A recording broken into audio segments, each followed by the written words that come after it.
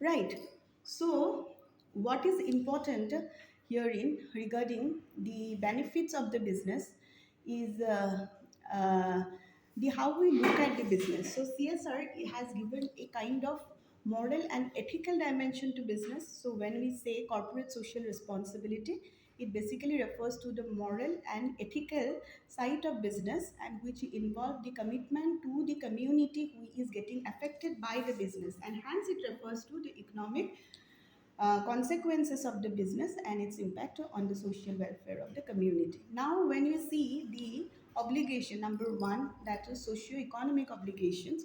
So, economic performance of the business, as I have told you, that business involves certain motto, and that is profit motto, right? Always driven by this profit, earning more profit and gratifies the personal needs, personal gains, and business doesn't have any kind of social goal normally. If you look at this capitalists don't think about poor, so they do have that unbridled and uncontrolled intensity to earn profit. Okay, but when you talk about that economic performance, suppose that is also in aligned to human needs and public interest. Let me tell you, business cannot run outside the public needs and public interest, right?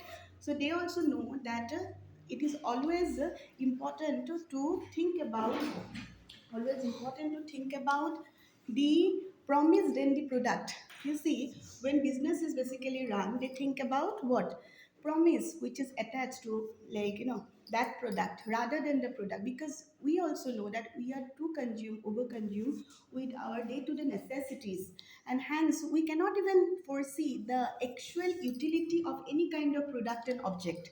Like a toothpaste, basically we buy a toothpaste not to, not to clean the germs, but to clean, but to whiten our teeth, right?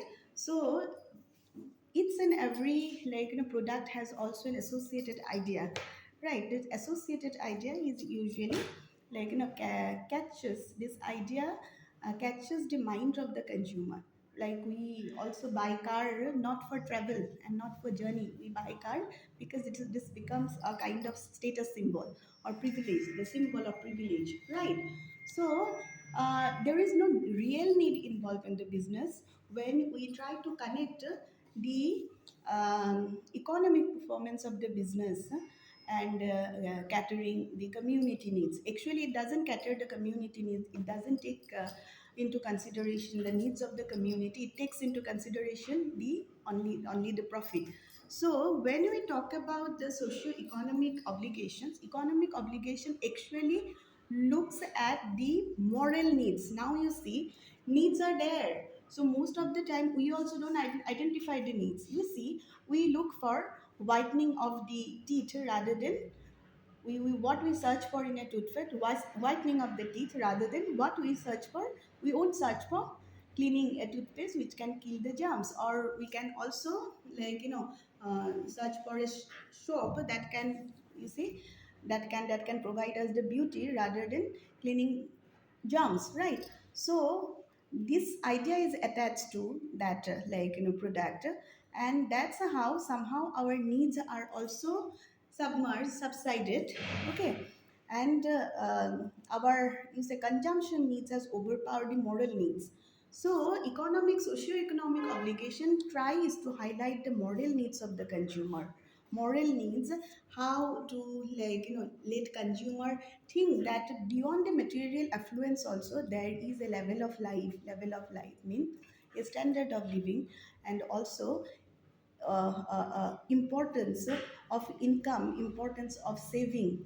Okay, so that's how economic, socio-economic consequence and obligation, not consequence, obligation of CSR has referred to. You understand?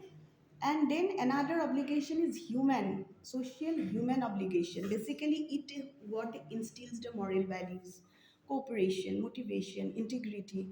Okay, so we talk about ethical and moral principle which are associated with CSR, because CSR is something which is not that new, right? Because it has been here in India, it has been used in India and in other Western countries through philanthropic activities. So it is also associated with this charity and philanthropy, right? And also voluntarism.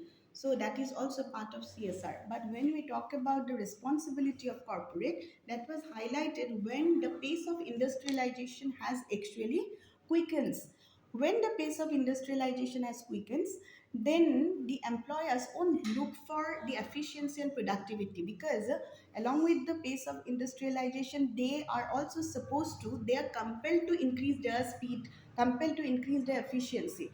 But what has been sinking was their health, okay, and also their daily social security measures. So they demand more of a, like, well conditioned atmosphere.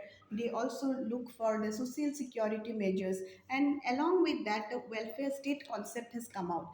And with that welfare state concept, we have that CSR approach, which has been highlighted. So it is not at all, you see, detached from the concept of welfare state. So when we are talking about CSR, corporate social responsibility, it is also connected to the concept of welfare state.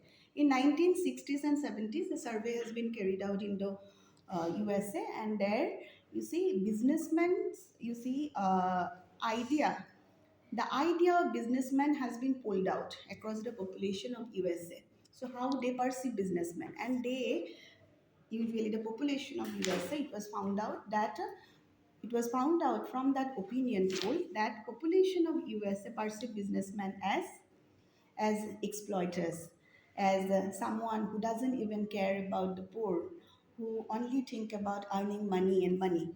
Okay, so then another poll was carried out, how businessmen views themselves, how they look at themselves, how he looks at himself. So that opinion poll reveals that a businessman himself view as as someone who is down to earth, who is hardworking, who is very progressive, who is a self proclaimed community leader, who is also a pillar of the society, you see, and who is also self sacrificing leader. Okay, so this view has a lot to deal with CSR approach. Okay, and from that we have actually gained some concept, like you say, pragmatic concept of CSR, along with the, you see, trustship concept of CSR. If you look at the CSR concept, it involves different dimensions apart from the two obligations of the CSR, socio-economic obligation and socio-human obligations. Another aspect of the CSR, or you might also see, or you might say that these are some of the theories which will help you to understand what CSR it is and how CSR is linked with the state.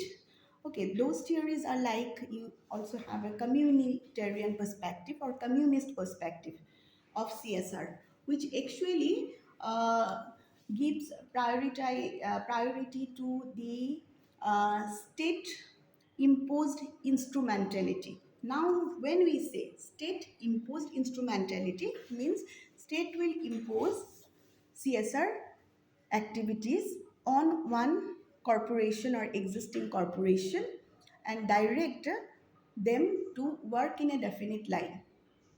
Okay, so that is associated with the communist view, that is connected to communist view of CSR. So when you say communist view, that means they don't believe in the business. Has an earnest goal to earn profit and material gain, and hence role of state is very important, and state role is to impose the directive to carry out certain CSR activities by the existing corporates, and to make them socially obliged.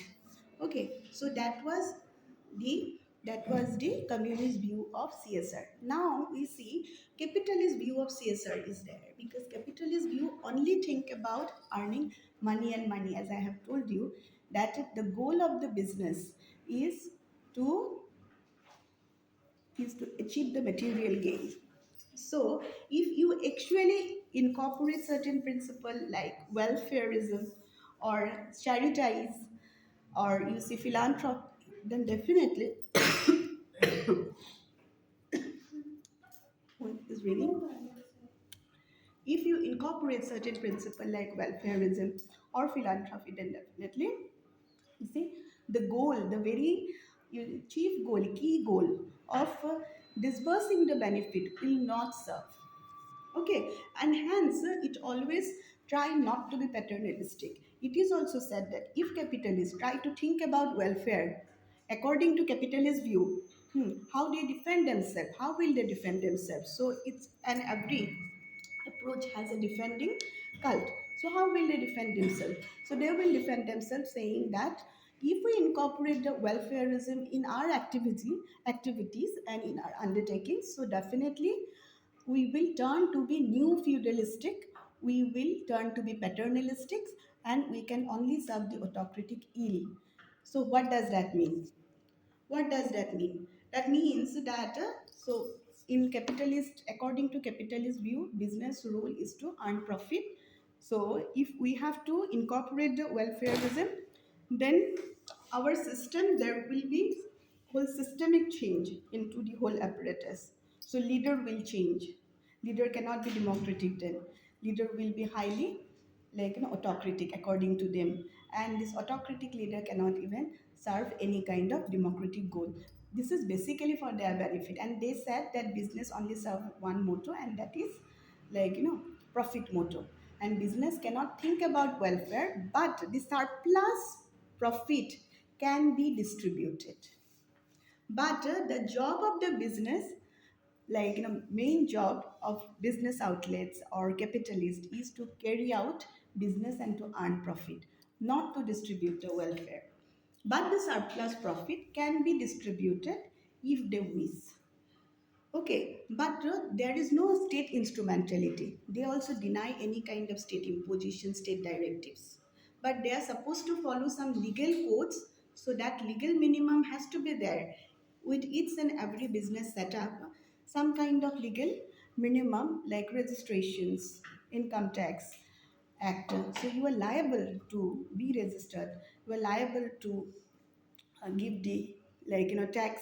Okay, there are different kind of tax and tariffs which are associated. That minimum, legal minimum, is supposed to be followed by the business houses. Okay, and that involves some legal code, but that legal code is followed by the business to achieve their goal and objective, not to achieve any social welfare goal and objective.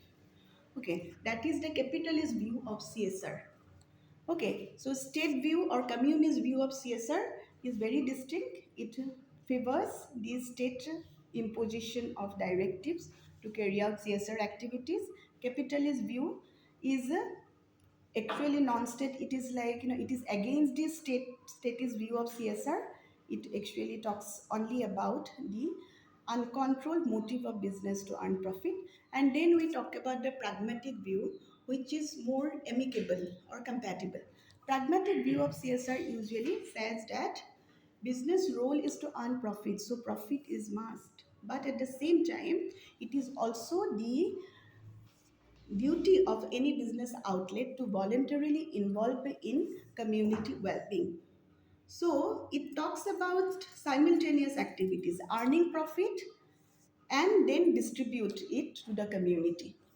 So, and this is the most amicable one, because they think that if a corporate or if a company won't be like solvent, it cannot even distribute the benefit. Can it distribute the benefits?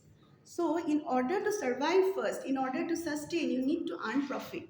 Then you distribute the profit, not by your wish, but voluntarily you need to distribute. You have to distribute the profit to the community in order to maintain the image. Even that is a pragmatic. Why your view says why do you why do you distribute the benefit to the community? Because you need to maintain the image. You also need to fulfill the moral and ethical obligations. You also need to satisfy the arts for meeting the social needs of the community. So these are some of the reasons and the rationale which are attached to the pragmatic view of CSR. Okay, now you see the pragmatic view of CSR will always look for pragmatic view of CSR will always look for uh, aligning its objective with the public opinion and public expectation.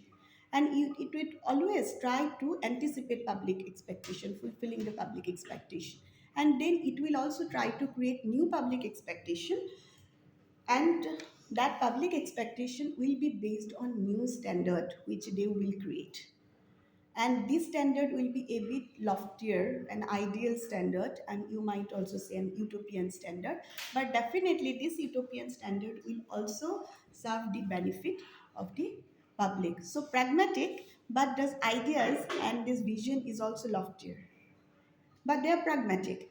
The earning profit not by who can prove the earning profit, that is motto, but yeah, that surplus as well as profit will also be distributed. And they have some reason and the logic to, like, say why they are distributing benefits. And last one is trusteeship, which is based on the Sambhava principle. Sambhava, that is an Indian, and also Adhigraha, mean non-possession. These are the two Indian values. Sambhava, Sambhava and Adhigraha. Adhigraha means non-possession. So these are the two principles which actually define the trusteeship. Okay, the trusteeship view. You call the trusteeship view. So define the trusteeship. So you should retain that much of wealth which is required for an honorable living. That much of wealth is that. You won't have to possess more wealth than it is required. Possess or retain that much of wealth which is required for the business houses. Possess that much of wealth which is required. Don't possess that much, like more wealth than it is required. And then you distribute it to the society based on distributive justice. So this trusteeship view is also aligned with, as you know, Gandhian principle, right? So we know about Gandhian principle, so it is also connected to the Gandhian principle. Gandhi said that you cannot even people and common people and normal people, ordinary people cannot liquidate physical wealth, right? So it is important uh, to understand the motto of business. Business will definitely go for earning profit, but whatever profit they will earn, they should also keep it as a trust. Whatever this property, building, land, keep it as a trust and then distribute it. So that was the motto of Gandhian motto of CSR. So these four views are very, very important to understand the corporate social responsibilities. Now you see companies' point of view. Companies, wow, what a time! Come.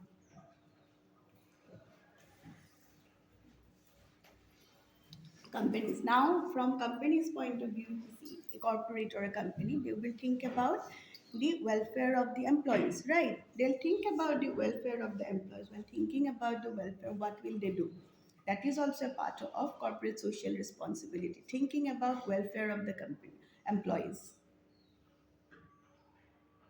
They will try to, as a part of CSR activity, that they will try to instill social human obligation of them in the form of instilling the values like freedom, self-respect and self-realization, which is very important, so that they can understand the importance of a healthy living and also a standard living, and also living with dignity and the worth rather than material affluence. So they will instilling these values like of freedom, self-respect and self-realization. Second, on a part of socio-human obligation, a CSR will try to instill good relationship among the employees. Try to instill good relationship. Now, when you say good relationship, it is very, very important, good relationship among the employees, so that there is a condition can be created. There comes a condition when collective bargaining can be possible by the members. They can bargain. They can actually say that this is good, this is bad, this is what I want. They can participate in the decision making. And at the same time, this is also very, very important when you talk about the CSR. So it always try to focus on participatory management. Again, participatory development is also another socio-human obligation of CSR. Okay, participatory management. Now we are talking about participatory development, participatory management on the part of their relation with employees, on the part of their internal management. And you see this participatory development in relation to their role for the community, their activities directed towards the community. So participatory development. They will definitely create moral good among the community. They will also try to preserve the natural environment, flora, fauna. At the same time, they will also try to assist government, assist the civil society organization in beautifying the city aesthetically, making it more pleasant and all. Okay, so these are also some of the activities of the CSR for the client community as well as for the employers. For employers, they will try to even develop, try to develop, try to develop their skills, their capacities through training and other human uh, resource management courses. Okay, so these are also part of CSR activities, right? Okay, so it is important. So you will get a question on CSR and not a very I'll say detailed answer is required. Whatever I have discussed, I think you can write. So it is not as I have told you, you don't have to write that detail, but this is whatever I have discussed with you. It is sufficient, and you can also follow some of the notes. Okay, CSR and this concept is available everywhere. If you Google, I will not say that Google will mislead you in terms of giving information regarding CSR. There are different drivers and barriers of CSR. Okay, drivers, barriers, what motivates a company to carry out CSR activities, and there are also some barriers, what also pose to be challenges for the company to carry out CSR activities. Various incentive which company usually take hold of in order to carry out CSR activities. Okay, so that is important. Okay, so you understand? I don't have to write down again. No, you understood. Okay. Secondly, what is important is the participatory development. Okay, this is decentralization development, that concept.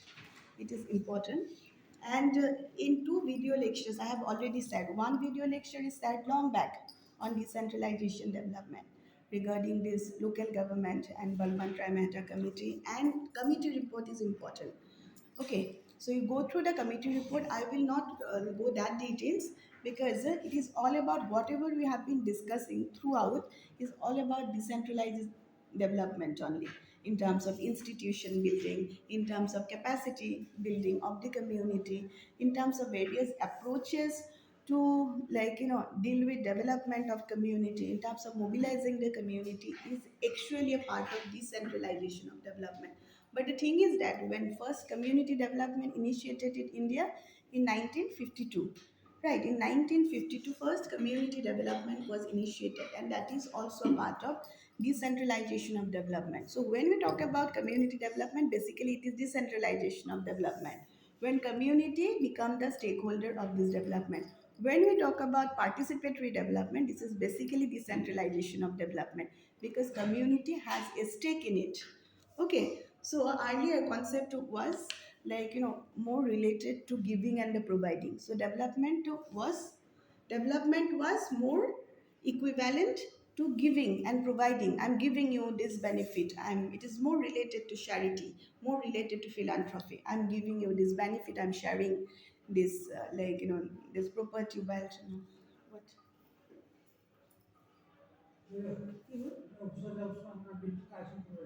এটা না attached হয়ে আছে না? ঠিক আছে।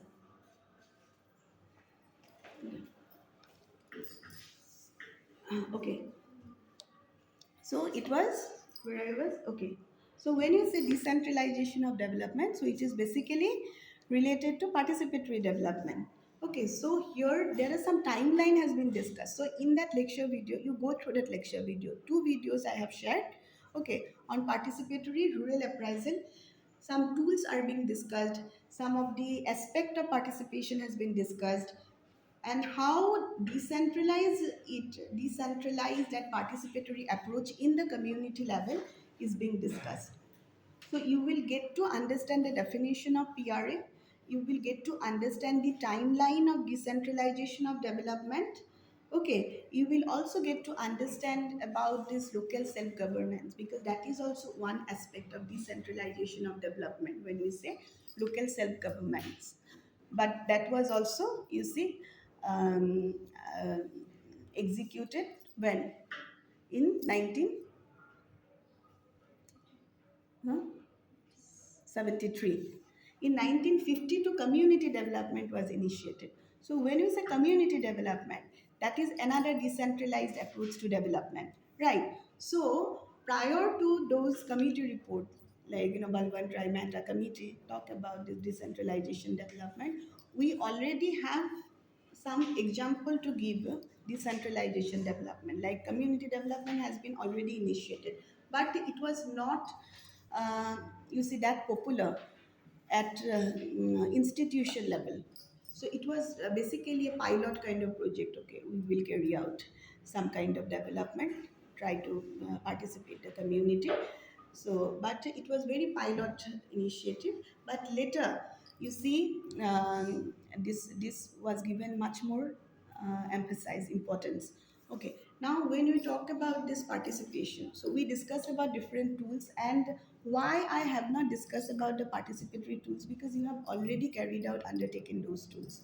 So you know about transact work, you know about interview, you know about this resource mapping, right? About the social mapping. Social mapping, when you actually identify the existing resources, existing institution, basically the road, even the group and institution in the society, and map out and give a clear picture of the existing institution as well as existing population, existing infrastructure. So that is what a social mapping. Suppose you say a population of one particular caste, religious population based on religion. So you can also segmentize it, right? You have done this social mapping. Resource mapping, when you actually try to uh, try to um, segmentize some of the resources and also diagrammically depict the resources, okay, available in that community, because community can better learn what are the resources available and what are the needs. So resource mapping, that is another tool. You know about this Venn diagram. Okay, so use that locally available material like a long rangoli and even sock. They usually, like that NGO representatives or a community leader, they try to mobilize the people and make people participate in the activities, and also give them some of the knowledge and awareness, and also share their knowledge, indigenous knowledge and awareness. Okay, so this is an approach which is very, very important, not this Venn diagram approach. These are the tools. When we talk about the Venn diagram, we talk about transact work, semi structured interview, informant interview. Informant interview means direct interview, interview with the village leaders and all. Semi structured interview, when you have a predefined and predetermined set of questions, and then you will also follow a guidebook or checklist to fetch out some of the answers from the village head or even this community head. Okay, so semi-structured interview had actually comprised this checklist, a guidebook, as well as some predetermined question. Then informant interview is a direct interview. So in semi-structured interview, we have more scope for so open-ended questions, and then getting some more information. Then you also have that seasonal calendar, when you try to find out these constraints and opportunities of one seasonal variation, opportunities of seasonal variation, like during this winter, during 8 months, the kind of changes in this crop, changes in this land livestock. Okay, like the kind of challenges that livestock and one particular crop has faced. So like that way, so you will also prepare a seasonal calendar, right? You also have like other tools. I have matrix ranking is also there, like the same way. So everything has been discussed in that videos.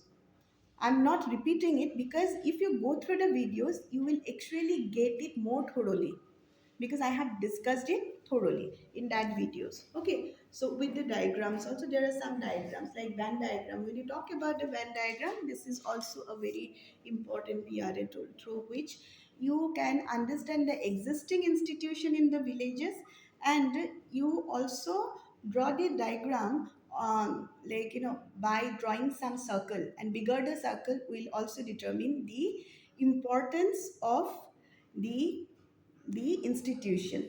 So bigger the circle, bigger the size will also signify the importance of the institution. And then by drawing the circle, you can actually represent the people, represent the groups, existing group, represent the existing institution in that villages, and you can show the distance of the community with the institution. Okay, and which can be represented through circle if you have done it. You said that you have done it.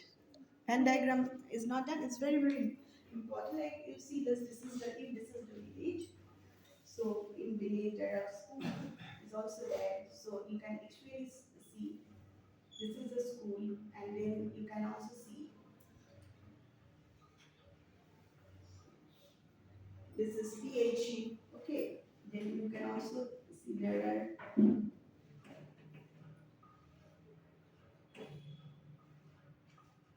this is a college, and in the center of it you can have village office. Like that way you can see, you can diagrammatically describe. So here you need to mention Gaunga office or a Panchayat office. Okay, like a Panchayat office.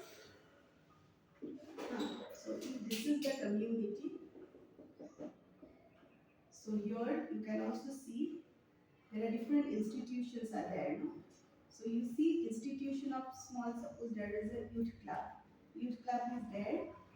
So and it has interaction with this Gram Panchayat. It doesn't have any interactions or slightly it is related to, so you can put that. So if it has more to deal with village panchayat, then you can simply put it like that way. Okay, like that. So there's a cross section, it also so like that. So there's a two institutions. Suppose you see this police station is there,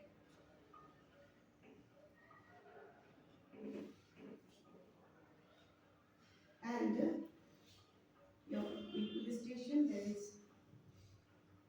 so then this is school, and this is a youth club,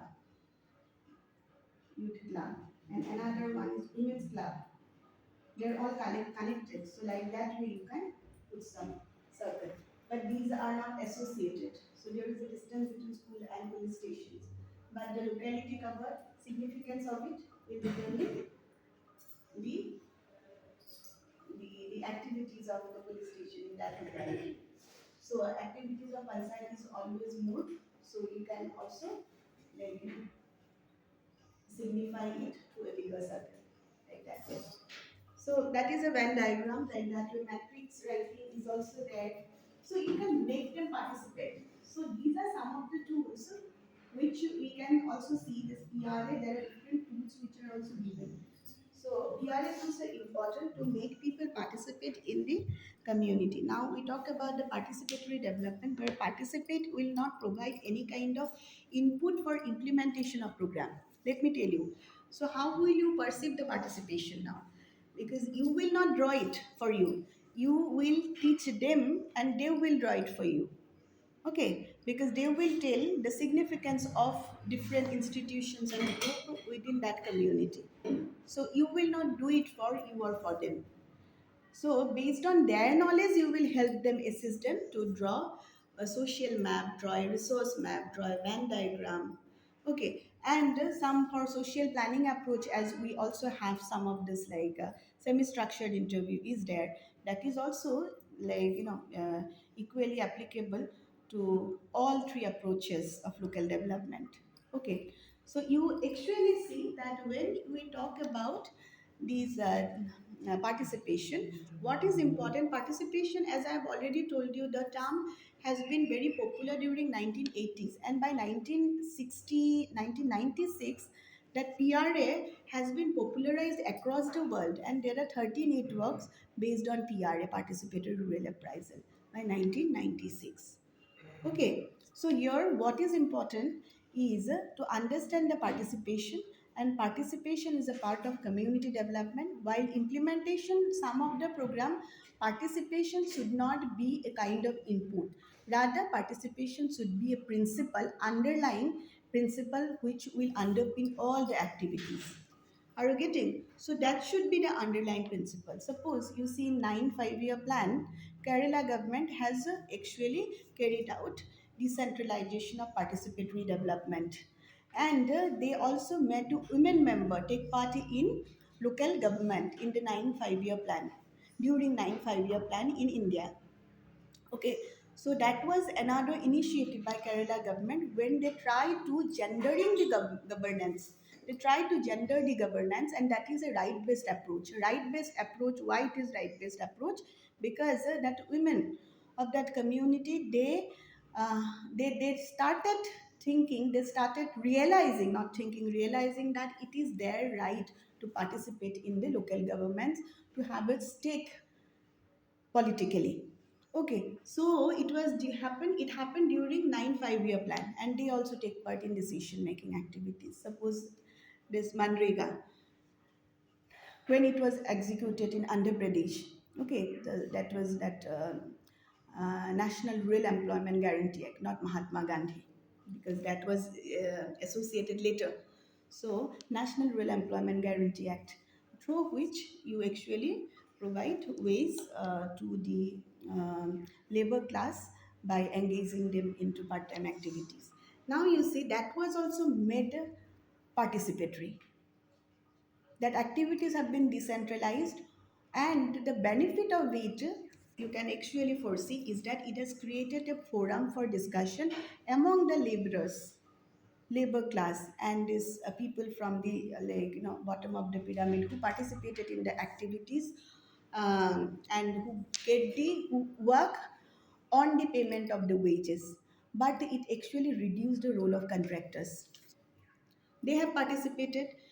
The person who among them, who is also from this labor class but a bit educated, can take all the measurement and also distribute the wages.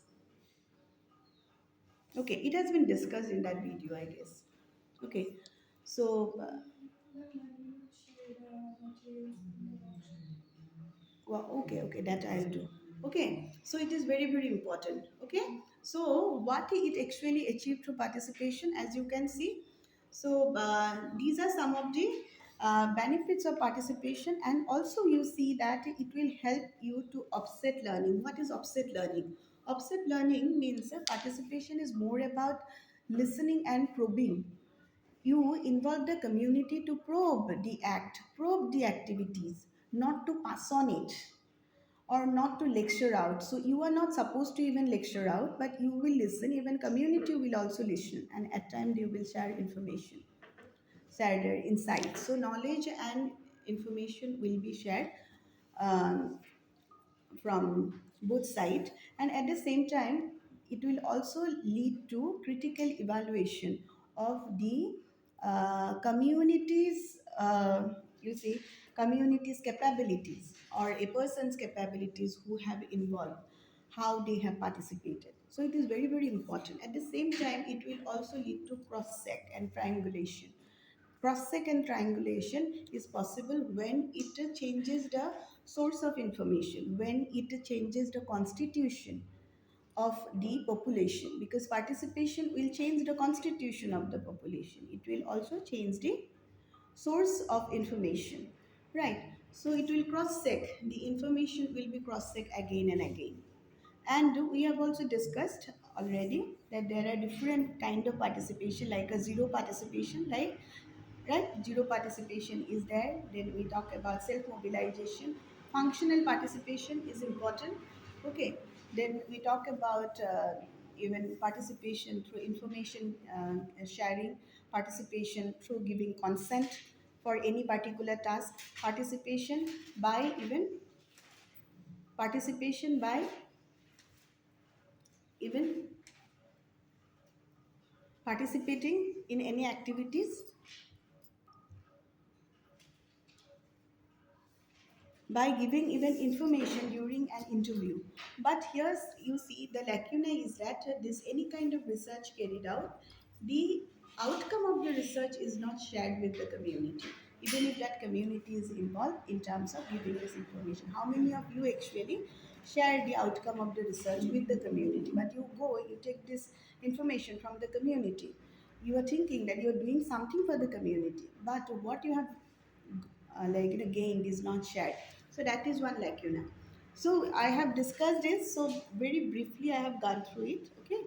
So about the tool, about this timeline of decentralization of activities, so you'll go through, because I will not go that detail about this Balbandra Mehta committee's report. It is already there. So it will be redundant again in the class. And then one is very important about these differences between the trust, charity, and societies. Okay. So in one class also I have actually introduced it, but I could not complete it. So trust is always different from societies, and we see societies are different from company. Now what is important is to understand before you understand the trust, society and company. What is important is to understand this organization, non-profit organization. What is non-profit organization? Because you see, trust is also a non-profit organization, society is also a non-profit organization, and when you say company, company is for-profit organization, definitely. But when you say non-profit, non-profit organization basically independent of state. Even a profit or for profit organization is also function independent of state. They usually function being independent from the state. Okay, so that is one thing, and they have a registration. They're supposed to have a registration which will legalize their activity. So here you need to understand the very chief characteristics of NGO, and hence Vasi sir has discussed those characteristics of NGOs in the very first 2 3 classes I have discussed. So it is important to answer this question. Okay, at least to explain these factors. Okay, then you say on what ground a an organization is also called charitable organization. An organization will not be charitable organization if it lacks the public element. Now it is very very important having a public element. How will you define that public element? So you cannot simply define that public element by being very certain and very specific, like this organization will work for the workman of the company, it will work for the employees of the company, it will work for these very segment. But when you talk about the public, public is also ambiguous and uncertain, and let it be. But you are serving a large section of population, and that's how the motto of public will be serving. Large section of population are getting benefited from the company, and that's how you are charitable, not company, organization. You are charitable organization. Okay, so how will you identify that you are charitable? An organization is charitable. First, it has the public element. If it doesn't lack the public element, sorry, if it doesn't have the public element, then it will not be charitable, or if it lacks the public element, it will not be a charitable organization. Second thing, second is that any religious organization, an organization involved religious teaching and all, will not be a charitable organization. Okay, let me tell you, any religious order which is related to religious ethos cannot be a charitable organization. Okay, so In order to be charitable organization, you don't have to be a religious organization, and you have to have a public element in it. So these are the two criteria. Okay. Second, what is important is that how charity is being defined. Charity is being defined in terms of medical relief. Charity is being defined in terms of educational relief. Charity is being defined in terms of creating public good that can also for public utility. Okay, so here it is not attached to religious belief, but charity is defined in terms of public good and public utility, creating object for public utility. So you will create some object for public utility. That is also defined by charity. Okay. So now for a charitable organization, it has to be registered. So trust is also a charitable organization. So it has some instrument, it has some is a legislation. Hmm? It has also some jurisdiction. It has a governing body, or you say a board of management, right? So you need to understand the difference between the trust, between the societies, and between the, you say, company. Now, as we see the trust, for trust, what is required? You need to have a property involved, land and building. Then only you can be a trust. For society, you don't need a land and building and a property. For company also, you don't need this. But yeah, for trust, you need to have a property in order to, like, get a designation of trust, in order to form a trust. Okay. Now you see that regarding the legislation, trust legislation, first I'll say trust legislation is there is one legislation, that is India Trust Act. When did it came? In 1882, India Trust Act. No, Trust Act is there, Trust Act of India, that is 1882 that came in. So all the principle of India Trust Act are in effect in one state jurisdictions. Okay, and any, like, trust, when it is executed through trust deed, or when it is get registered, it has to follow the legislation, the principles which are enshrined in the legislation of India Trust Act. And there are also certain, like, you say a certain state like Bombay, you have a Bombay Trust Act, and they do have a charity commissioner. When they have a charity commissioner, so a group, when they need to form a trust, they have double liabilities. They need to comply with the principle of this Indian, or you see what the clauses of this Indian Trust Act, clauses of the Indian Trust Act, as well as Bombay Trust Act in Bombay. So comply the clauses of both this act. Okay. So when you talk about this jurisdiction, basically you see who is the one where, like, you actually go for registration. That is also one thing. And see, for trust, you need to have a trust deed. Trust deed is basically is a compilation of aims, objectives, mode of management, and who will be the trustees, how they will be selected, how they will be appointed, how they will be removed, and mode of succession. Okay, so you do have a trust deed. In the trust deed, it is mentioned how they will be, how the trustees will be selected, removed, the succession, mode of succession, and mode of management also, management of the trust, how they will be, how trust is to be managed. Okay, so in the trust deed, aims and objective of the trust is also mentioned. Okay, now when you talk about the trust deed is to be executed by two settlers. There are two settlers, there are two trustees. Hmm. And you see,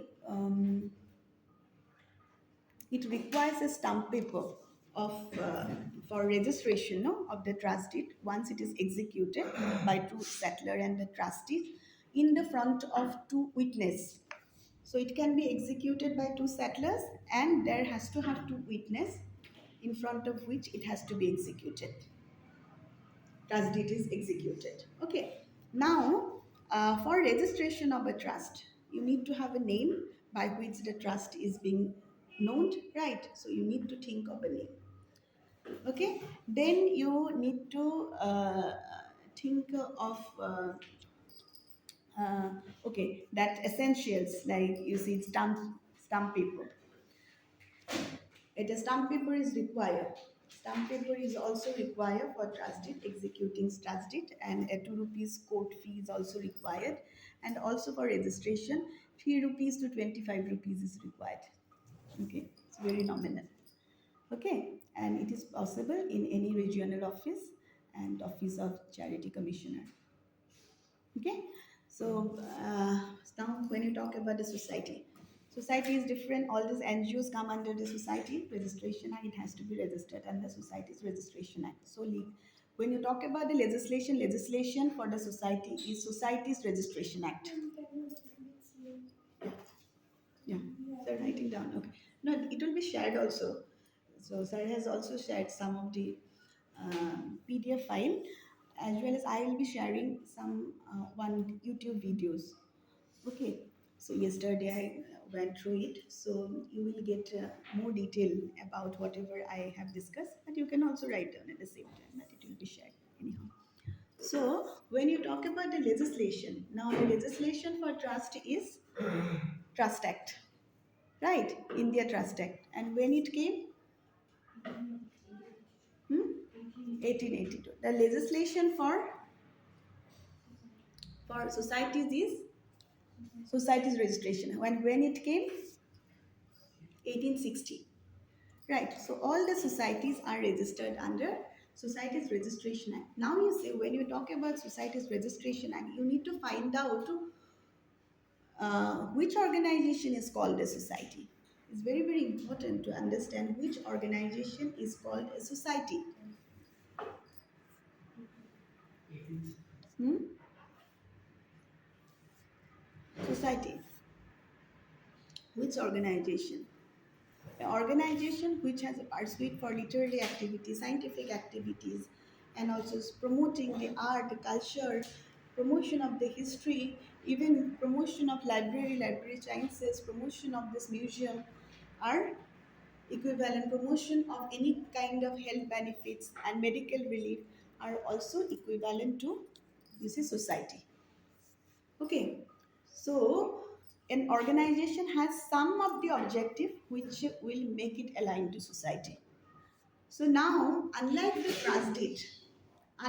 trust deed, societies had memorandum of association that involves the rules, regulation, aims, objectives, and mode of management of the societies. So societies doesn't have a trust deed. Okay, societies have memorandum of association, which includes the rules and regulations, which includes the aims, objectives of the societies, which includes the mode of management of the societies. Okay, and then we also see the jurisdiction of the societies. So, if we need to jurisdiction in the sense, uh, whom to approach for even submitting the form and address to. There is also register of societies. At national level, there are register of societies office. At local level, there are district magistrate office. At district level and at local level also, there are some local registers of societies office. Now you see that you need to fill up a form 1A, I guess, which is available online. Also everywhere now it's available in order to register as societies. And there you need to have at least mm, not three name, one name, how the society will be known, address of the society, detail of the members, and you need to have seven members of a governing body or executive committee who will help to form the society. So minimum 7 members is required, upper limit is not mentioned. But for trust, minimum 2 members are required, upper limit is not mentioned. Okay, and then for company, when you say company, Company Act, legislation is Company Act, right? Company Act that came in 1956. 1956 Company Act, Section 25 is very, very important. Okay? Section 25 of Company Act is very, very important, which actually uh, describes the motto of the company. Why company is formed, how company is formed, and company has a 1956, not 86. 1956 Company Act. So that legislation and company has to registered under the Companies Act. Okay, and that is in effect within the state jurisdiction. Okay, and also you see for that, for registrations, a company has to have a motto of promoting promoting art, promoting science with a profit motto, with a profit motive. And for you see, yeah, unlike the trust deed, it also have a memorandum of association. Hmm? Memorandum of association with rules, regulations, aims, objective, mode of management, but the members are limited to 3, unlike 2 and 7. Upper limit is not mentioned. Okay, and while registering, you need to give at least 3 names for the company, because most of the time, if first name is not, available for your company, then other two can be, designated and see through. And 500 rupees is required to be along with the form. And form, okay, along for trust deed, and in order to register your trust, along with the trust deed, you also need to have a consent letter and affidavit, and 3 to 25 rupees are supposed to be submitted, and that is based on the valuation of the property. Okay, so that is basically the trust society, the differences between the trust society, like, huh? Three. Yeah. Fine. Huh? Now, any questions? Anything else? Huh?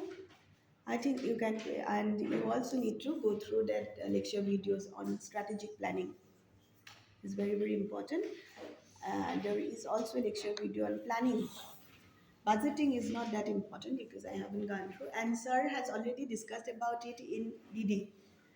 DD has been, you missed that class, Niharika, and because you were not there in the workshop. So while that sir was conducting that workshop, sir described about DD, that due diligence process, which involved this existence, operation, and financial perspective of the, and budgeting perspective of the same financial perspective of the organizations. And there he discussed about project proposal also. So it's very important to, know how to prepare a DD. So somehow there will be overlapping also. So you don't need to worry. You will get marks if you, now also, if you become attentive, if you write well, if you submit your assignment well, there will be a bit overlapping in terms of, question paper. You will get to see same kind of things you have already done in, in the assignment which is given even. Okay, so you understood. So you don't need to worry. So whatever being taught in the class, so regarding this leadership qualities, leadership, this is important, and the kind of leadership, authority, delegation of authority, decentralization of authority, and the differences have been discussed. So that will come. And about accountability, I have discussed in one class. I haven't shared any videos, right? How NGO can make the government accountable. That is discussed, and like through report card, through community management of resources, through even through community budgeting, right? Through feedback. So citizen report card is all that. It has been discussed, no? One class it is discussed. You understand? You find out? Okay. So, what you need to go through, emphasize on that two videos, participatory, um, uh, decentralization of development and participatory real appraisal, participatory development, and this strategic planning. There is a video on strategic planning. Okay, so that is, those are important. DD report is important. I'll be sharing with you what sir has already taught DD, and then also about these differences of trust and use, about CSR, whatever I have discussed today, it is important, and how NGOs make government accountable is also very, very important. Okay, so that's all for today. Good.